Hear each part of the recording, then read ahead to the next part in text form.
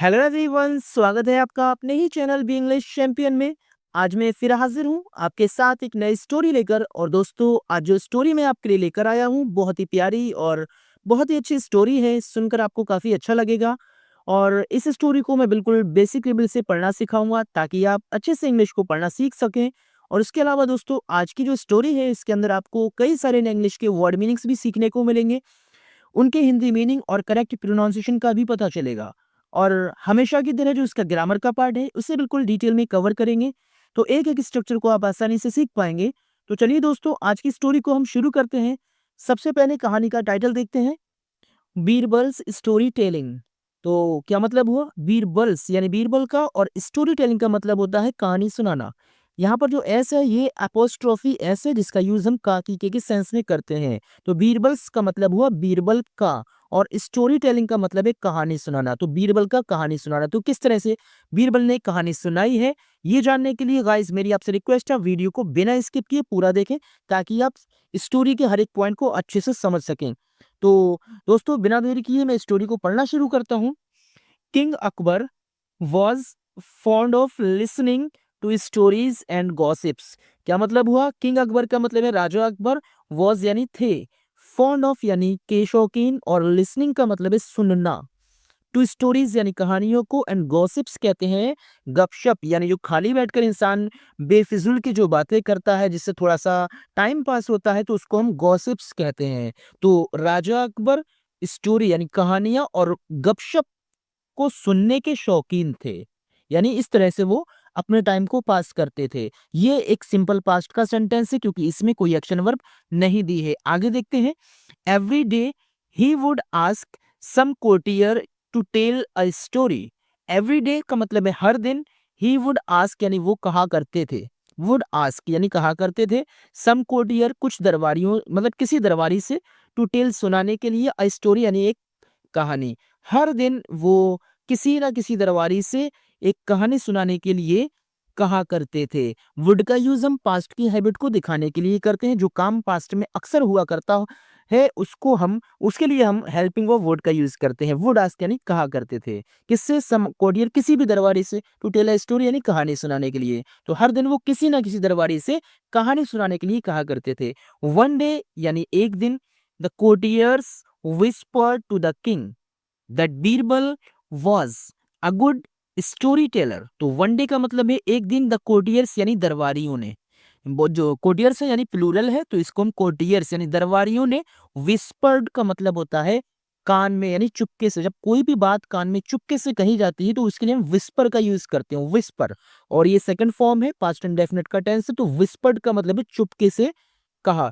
To the king यानी राजा से, एक दिन दरबारियों ने राजा से चुपके से कहा। क्या कहा? दैट यानी कि, दैट एक कंजक्शन है जो कि दो सेंटेंसेस को आपस में जोड़ता है, कि बीरबल वॉज यानी था, अ गुड एक अच्छा, स्टोरी टेलर का मतलब है कहानी सुनाने वाला। तो एक दिन दरबारियों ने राजा से चुपके से कहा कि बीरबल एक अच्छा स्टोरी टेलर था, यानी कहानी को सुनाने वाला। तो king Akbar asked Birbal to tell a story. King Akbar यानी राजा अकबर ने आस्क्ड यानी कहा बीरबल से, टू टेल सुनाने के लिए, अ स्टोरी यानी कोई भी कहानी। तो राजा अकबर ने बीरबल से एक स्टोरी सुनाने के लिए कहा।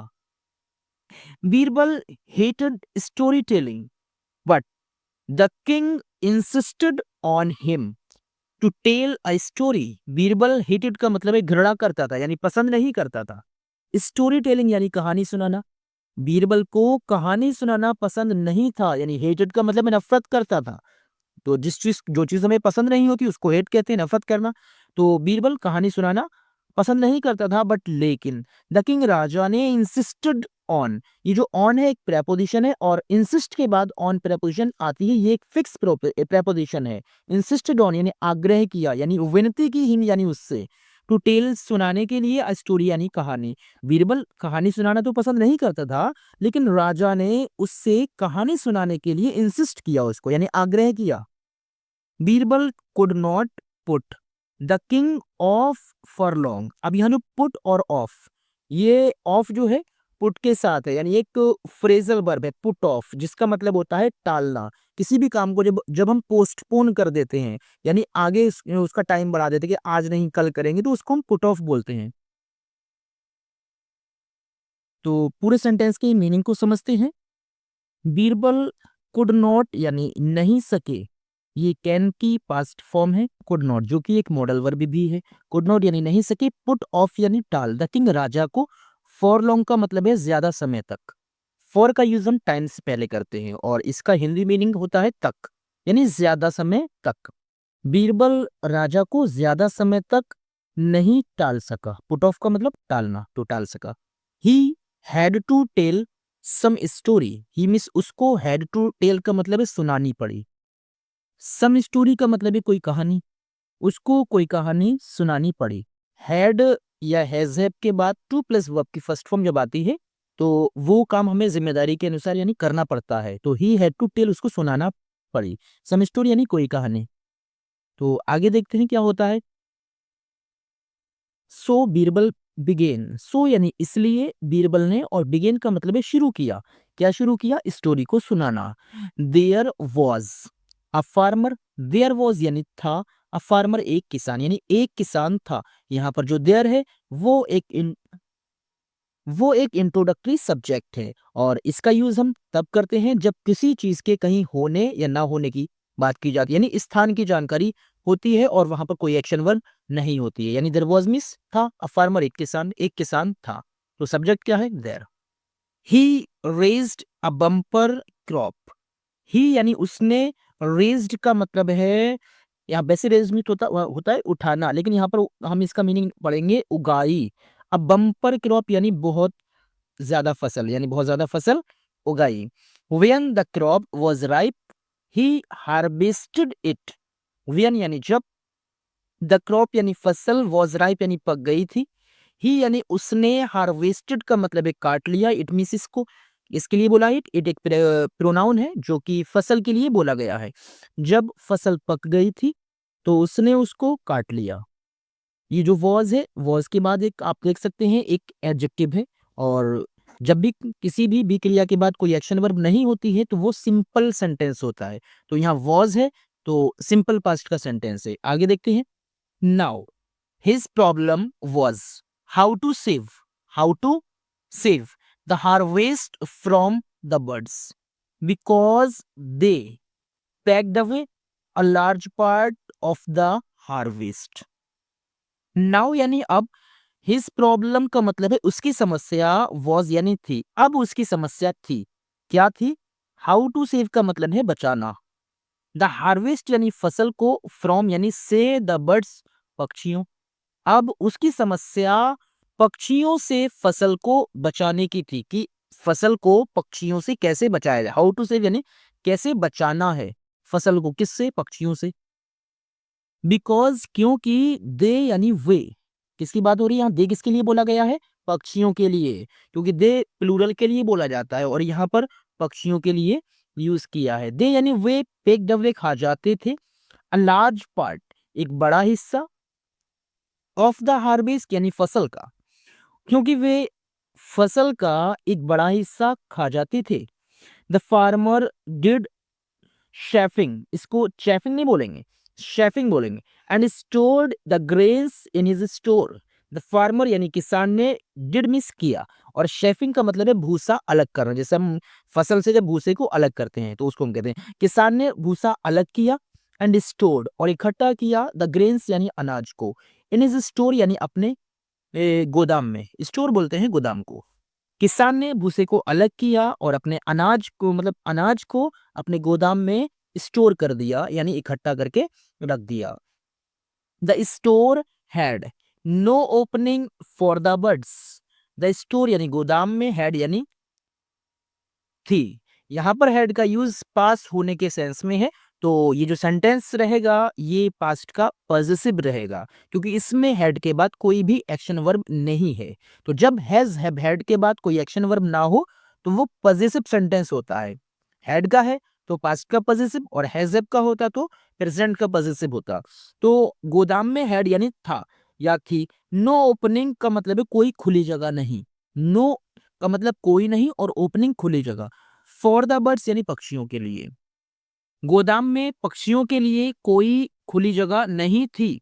सो the grains were safe from the birds.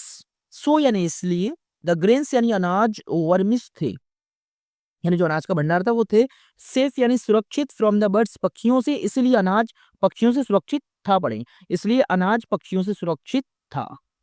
However, the rats made a hole through the door of the grain store for their entry.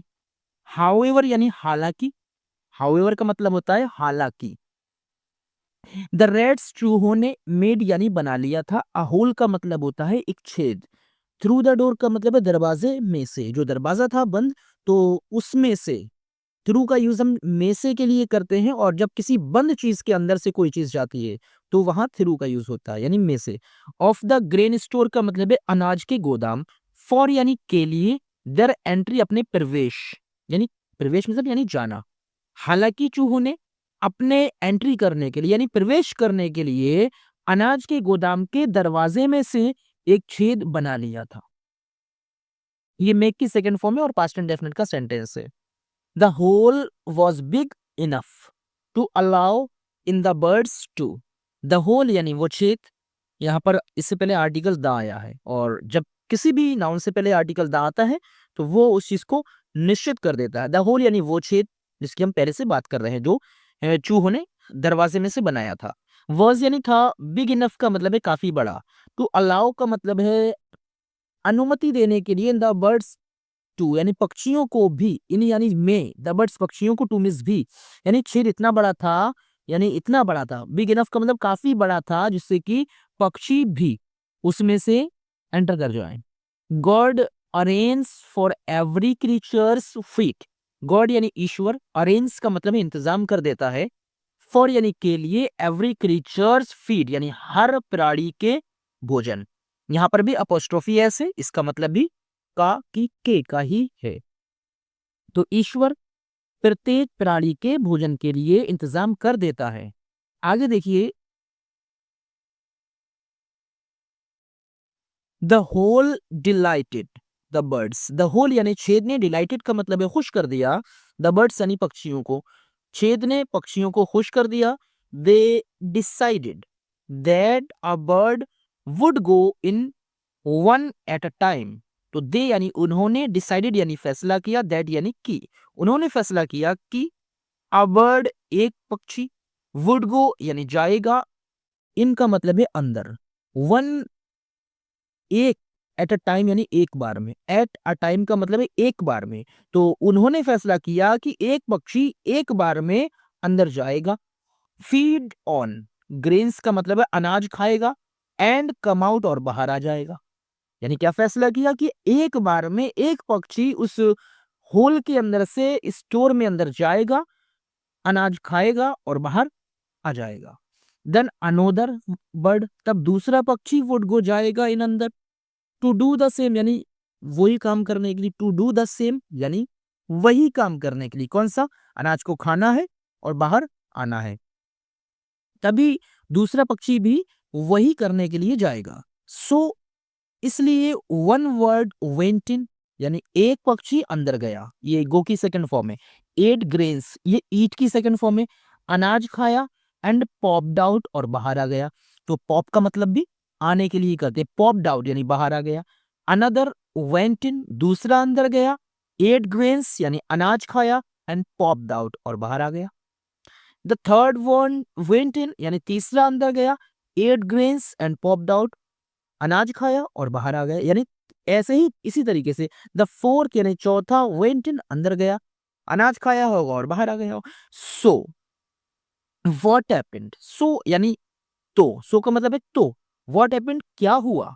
King Akbar asked getting irritated, राजा अकबर ने आस्क्ड यानी पूछा, गेटिंग इरिटेटेड का मतलब है, गेटिंग यानी होकर, irritated का मतलब होता है मतलब चिढ़ना। इरिटेटेड का मतलब जब कोई इंसान चिढ़ जाता है किसी बात से उसके लिए बोलते हैं इरिटेटेड यानी चिढ़ना।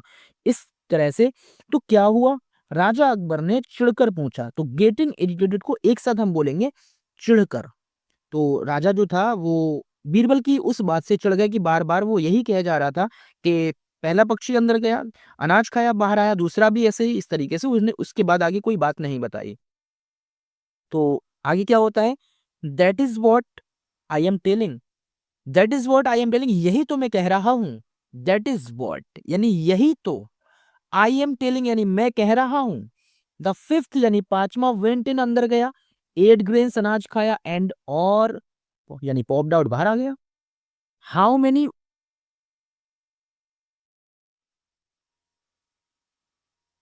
How many birds will go in, the king was losing patience, इसको पेटेंस नहीं बोलेंगे, पेशेंस।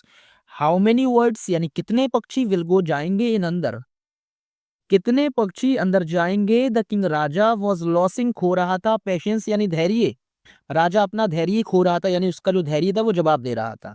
आखिरकार वो अब और बर्दाश्त नहीं कर पा रहा था, तो राजा ने अपना धैर्य खोते हुए पूछा कि भाई कितने पक्षी अंदर जाएंगे।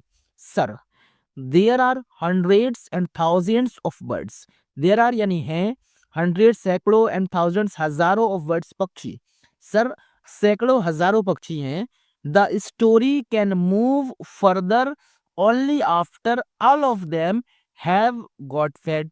द स्टोरी यानी ये कहानी कैन मूव फर्दर का मतलब है आगे बढ़ सकती है। कैन एक मॉडल वर्ब है और इसका यूज हम एबिलिटी, कैपेबिलिटी, सामर्थ्य के लिए करते हैं, यानी कैन मूव फर्दर आगे बढ़ सकती है। ओनली मीन्स केवल, आफ्टर यानी बाद में, ऑल ऑफ देम यानी वे सभी, उन सभी को, हैव गॉट यानी मिल जाएगा, हैव गॉट फेड का मतलब है खाना खा लेंगे।